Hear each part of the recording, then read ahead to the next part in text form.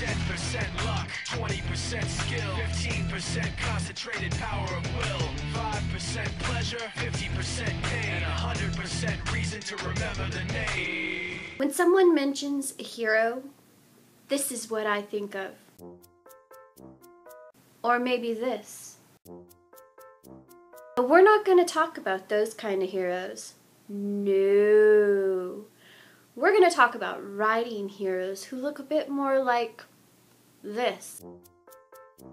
Now I get that this is not going to rock your world. So to keep you stimulated, I'm going to offer up images of this.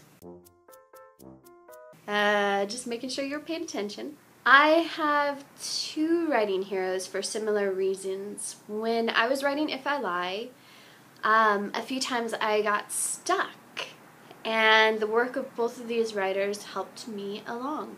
First up, Laurie Halse Anderson. No, that's not her. This is her. And you may have heard of a few books that she wrote.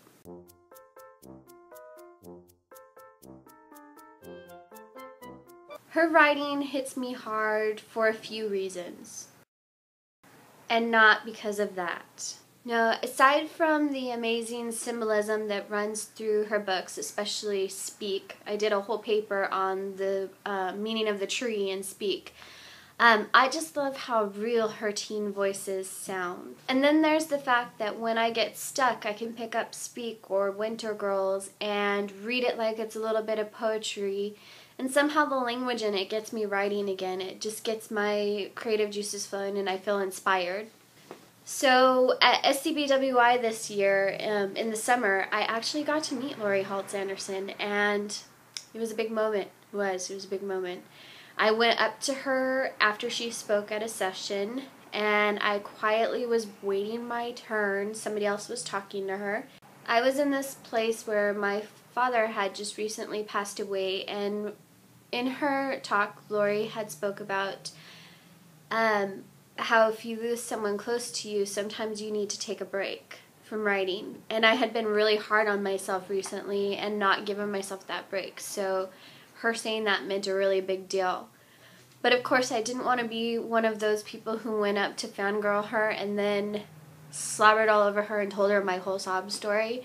So I really was like, keep it together, Corey, keep it together, don't cry. And I was doing really great until that girl who was in line in front of me was so touched by meeting Laurie Halse Anderson that she started crying. So then as soon as I started to say, hey, Laurie Halse Anderson, huge fan. You know, it was kind of embarrassing, but she was really great about it. She's like the Beatles, man. What can I say? Just check in and make sure you're still paying attention. Okay, the other writer that has really inspired me is Gayle Forman. She is the author of these books. When I was writing If I Lie, the format kept coming to me in this way that I knew broke rules that I had been taught about the way you should put a story together. And I was stuck. I would, write out my scenes on index cards and put them on my floor and try and reorder them. I would outline the heck out of the story and just keep shifting things around. But the truth is I was fighting the way my story wanted to be told. And what happened is I went and I read If I Stay, another work that I did a paper on for my MFA program.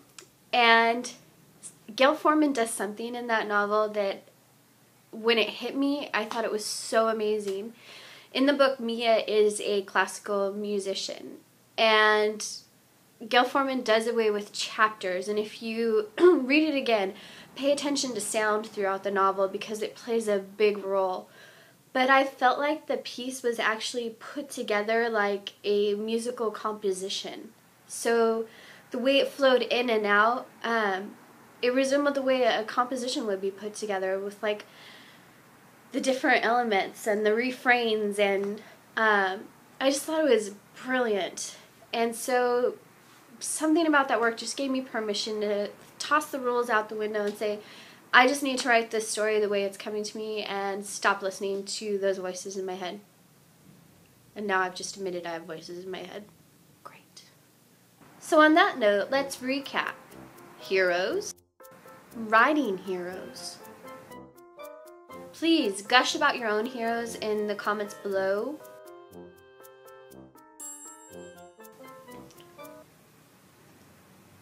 By the way, why didn't you tell me I had this peeking out of there?